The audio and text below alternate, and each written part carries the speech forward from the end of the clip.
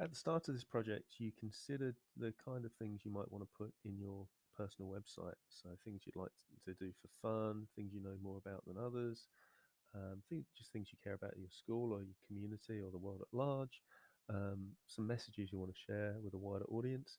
So this is the point where you're going to be creating a new page where you'll be putting those things in. So my one, I've just added a computer science page. Um, so your website will have three pages. You've already got the home, the bio, and then the third one will be whatever you choose.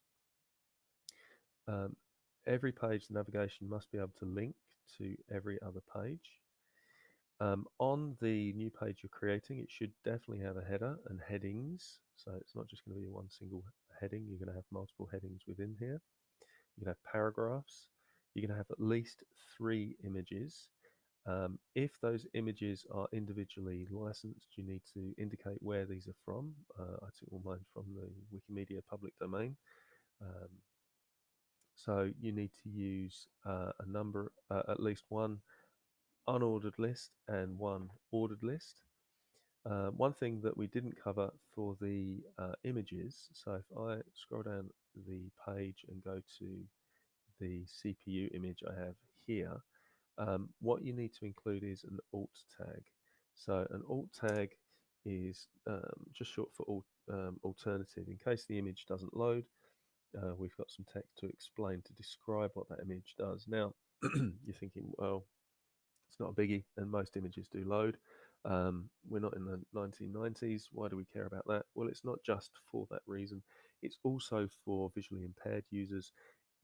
They need to use the internet as well, and they can't necessarily see everything, so they have special software called screen readers that will actually identify what images are as they come across them. So it's important that you consider all your users, not just people who are fully able to deal with the websites.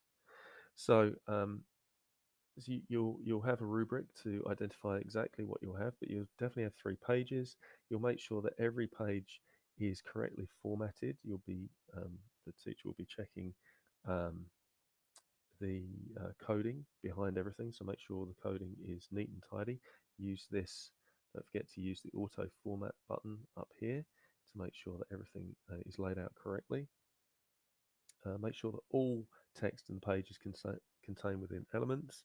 So make sure that just simple paragraphs are wrapped in paragraph tags.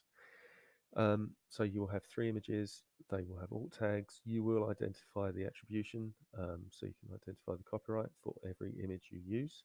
Make sure that you are able to use it, you are licensed to use it.